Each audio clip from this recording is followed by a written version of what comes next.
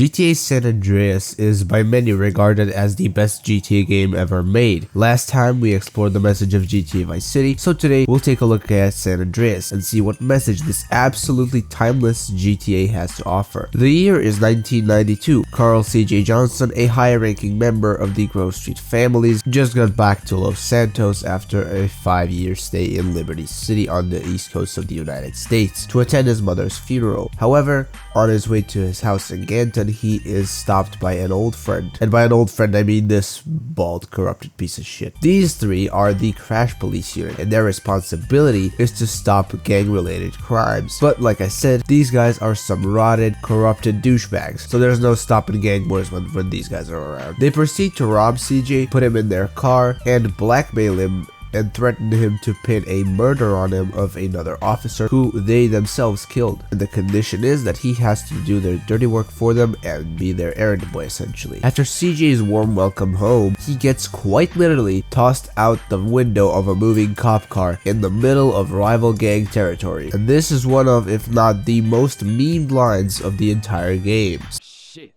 Here we go again. CJ goes to his childhood home where he finds his friend Big Smoke, who is waiting for someone with a baseball bat for some reason. That's interesting. The two friends reunite and make their way to the cemetery only to find out that CJ missed the funeral. Not only that, but his big brother Sweet is not really welcoming. Why? See, the reason CJ left and even left town in the first place was because of the death of their little brother Brian, who was presumably only 10 years old when he died in 1987, and Sweet pretty much blamed CJ for their brother's death. Over the course of the next days, CJ does his best to win the trust of his big brother and the rest of the crew. This involves doing graffiti, beating up some cracked out ballers, stealing weapons for the gang, helping out this wannabe gangster, and you know, the occasional job for these three donut destroying pieces of shit. CJ also does some work for Big Smoke, who also seems to be involved with the Crash unit, but the work we do for Big Smoke seems suspicious to say the least, since when compared to Ryder, we do work that is actually like getting weapons and things for the Grove Street gang. But all these missions with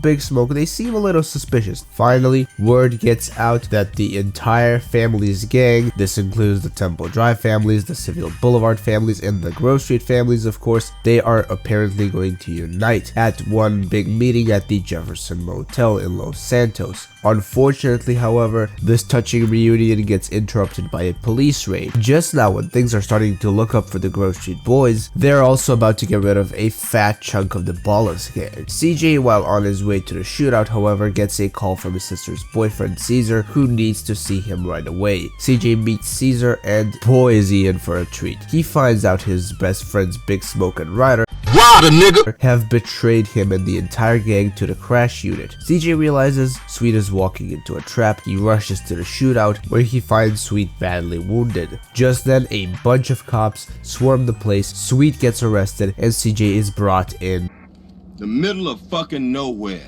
He can of course do more dirty work for the Crash unit, and now not only are they threatening him to pin a murder on him, but they're also threatening him with getting Sweet killed in prison. In the countryside, CJ goes on a robbing spree with Caesar's tweaked out cousin Catalina, which I really don't feel like analyzing right now because their dynamic is something else. It's weird, to say the least. It's fucking weird. CJ also at this time meets the leader of the Triads, Woozy Moo, and they agree to do some work in San Fierro, which is very convenient considering that CJ won a garage there in a race against Catalina and her new boyfriend. CJ also does work for The Truth, a local hippie who does way too much acid and is pretty tweaked out in his own right. Upon CJ's arrival to San Fierro, he is pissed because the garage that he won is an absolute shithole. CJ also starts doing work for Woozy, leading to him eventually infiltrating the gang of Big Smoke's business partners, the Loco Syndicate, which he plans to eliminate one by one. Aside from wiping out the Loco Syndicate, mostly at least, he also takes out Ryder, one of the traitors, along with destroying their crack factory, which puts them completely out of business.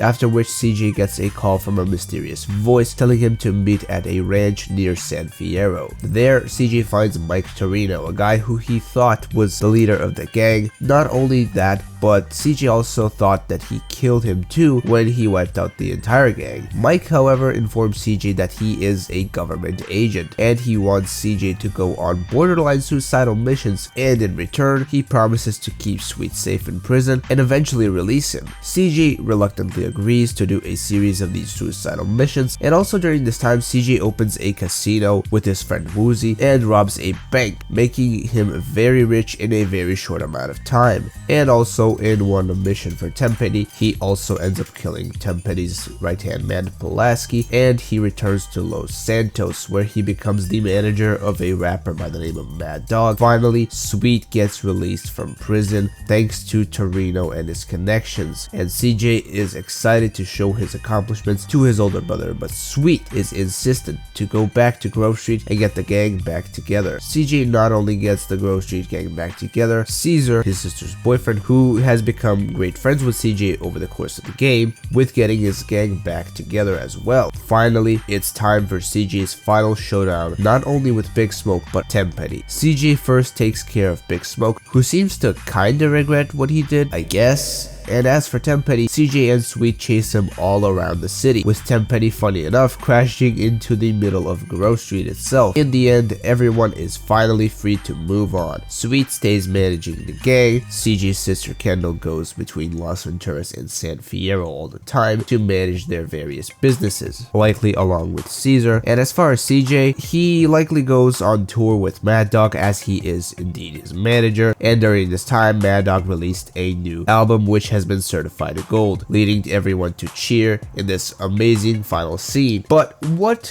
is the message of this masterpiece of a story? Well, in my opinion, the message is that no money is worth a real friendship, and that things like betrayal, greed, and chasing power will in the end catch up to us, and as it is seen with Big Smoke, that they're simply not worth it in the end. With that said, I hope you enjoyed this little bit of a GTA San Andreas lesson / recap video. If you like what I do here on YouTube, please consider liking the video and subscribing to the YouTube channel. Until the next video stream, thank you so much for watching, and bye bye.